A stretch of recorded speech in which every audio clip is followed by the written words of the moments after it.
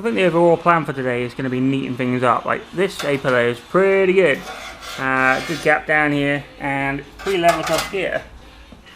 This door frame gap is, again, maybe a little too wide, but it's quite good. This side, however, the door is, someone would argue, perfect because of the gap, but I think it's too close. So my plan is probably going to be leave the door where it's hanging, but maybe take some of the outer edge of this off. I'm wondering whether that's the best option. Get the gap a little bit bigger, rather than trying to adjust all this and move it back a bit, or move it forward a bit even. It needs to go that way, doesn't it? I don't think we're going to be able to move any of this stuff, so that's going to be the plan. I'm going to make the door fit. A lot of people online have also said the same thing. Rather than trying to bugger around this and that, just trim a little tiny bit off, because it's only going to be mill, isn't it? And you're not going to notice it, so that's the plan. We also need to put this A-pillar back in, so I'm going to try and get it as level across the bottom as we can, like this. It should look kind of alright. Get the gap somewhere decent, and then the hard part is getting the top to slot in, because it never did fit in right.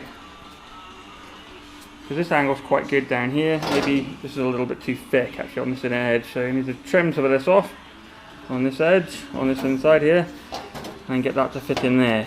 That's today's plan. I'm going to trim this back a bit, and then we'll see where we're up to.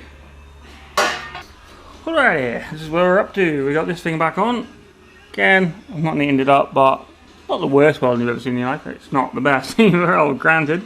But yeah, that's pretty on there. Look at that boy. Down here is a little bit more tricky. So what I've had to do to get this thing to fit is trim a tiny piece out, because obviously when we've welded this in, we've done it a bit thick, I think, you know, just to make that strong or whatever. So I've cut a piece of this out. I can always weld a bit in, and I'm not sure if it's sticking out too far this way. The door seems to be alright. It's a little bit in. Obviously this can push in a bit there. So what I'm going to have to try and do is probably push that in and tack weld it on the inside edge. Whatever. This I can always, like I said, grind it flatter to match with this, because at the moment, look at that. That's all well and truly off.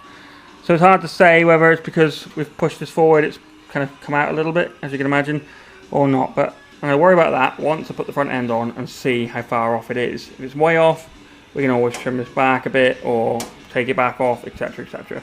So for now I'm going to clip this front end on, and we'll have a look what that looks like. So that's what it's looking like. Something's not quite right. It didn't look too bad.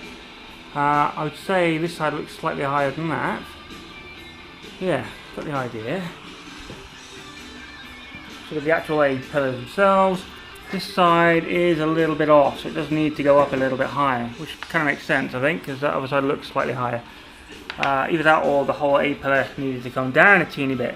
But that, to be honest, with arches over it, wouldn't bother me one bit. It'll bother everyone else, but not me. Wheel arch gap, hard to tell because of the steering being off, but whatever. This isn't super bad, but it needs to come down like that. Normally it'd be welded in, but I'm obviously going to make a flip front. This is off though, so it's too tight pulling that way. So you can see that by this inner leg, although it has split a little bit there, so you have to re-weld that. Yeah, that gap obviously is supposed to be straight way along. This side is pretty much the same. So it needs to be pulled in a little bit tighter, but obviously it won't because of this. So whether I'm going to have to cut the inner edge off this like lip thing, I've suggested this before in a previous video, that way it'll probably pull tighter in. But this side is pretty much spot on. Look at that, that's a really good gap actually. And it does stick out a little bit this way, but again, either way you can push that back in. See, like that, there we go, that would be perfect, wouldn't it, like that. So we've got a bit of fettling to do with the front ends. I have seen other people and actual professionals really struggle with this as well, so it's just a case of getting it what looks somewhat right. Yeah, but either way we can tell if it's in line is these. It's obviously not, a screwdriver is not normally what goes in there. I'm going to be putting some kind of pins that press and release. It'll go through there, so you press them, boop, and they'll pop off. Like little rally catches. Well, this side you can tell is in place correctly because it's still got the, well, half the original mount in there, but there's like a little pin in there, as you can see, and that is what you can tell when it's in line because it presses in, and you can see it's just in there. So that side's good. This side, however, you can't see. Even if I push them all the way, yeah, but the pins are missing because the mount's missing. If the mount was in there, I reckon that would probably line up somewhere near. Not awful. What's it look like with a bonnet on, hey? Let's find out. Bonnet commence. So there we go. So with the bonnet on, it's again hard to tell because I haven't actually mounted. I should have clipped them in really. We'll do it in a bit. But this isn't actually too bad. This side is pretty much spot on. I did a really good job of it. But that bonnet actually sorts out. That bonnet actually goes really well there. Obviously they have a lip though, so it's hard to say whether that's supposed to be further up.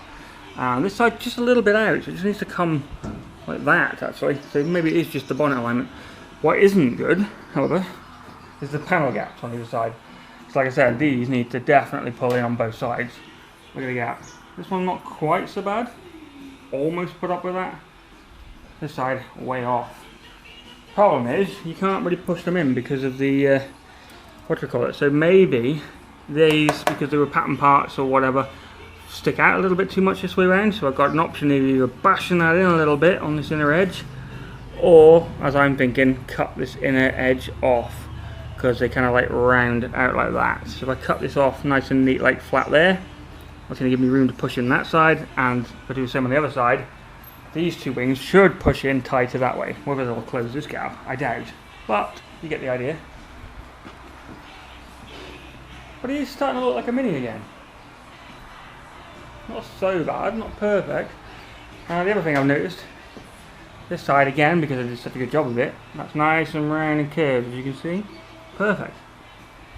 This side is not. I mean, again, whether this lip does look like it sticks out a bit more, so I can trim it back somewhat, or whether it's because this is actually rounded in there. Is that the same? Ah, there you go, that's the problem. This is nice and flat, if you look, fairly flat to the end of there. This side isn't, it's missing, so if it's flat all the way down, this wouldn't look half as bad if that trimmed in, so yeah, not too bad. I think I'm going to trim these back a little bit and push them in, just to get it to look a bit neater, but yeah, not so bad. And this is, luckily enough, the door still just about misses it, and that's because I folded the inner edge, this inner lip here, in that way, just a little bit of a hammer. Not the best job, but again, it's clearing it, and that's all that matters. So I still need to trim a lot of this off, or like I said, the outer skin of the door, these are sort of like wrapped around, so probably not the best idea. I think what's happened at some point is this spare door that I got, someone's probably put a new skin on it, because most of them are rotten off by now, let's be honest, and this one's pretty good. This is all just from welding, look. But it's like bar a little tiny bit, I think it's pretty decent. Tiny bit of bubbling maybe. So whether they folded the skin on right, or because there's no inner door frame, it's kind of like a little bit warped, that's not helping. So I think what I'm going to do, I'm going to just trim this a little bit more on the inside edge. Now I've got to be careful how much I take off, just enough to make it look like it fits in better. I've already started a little bit, as you can see.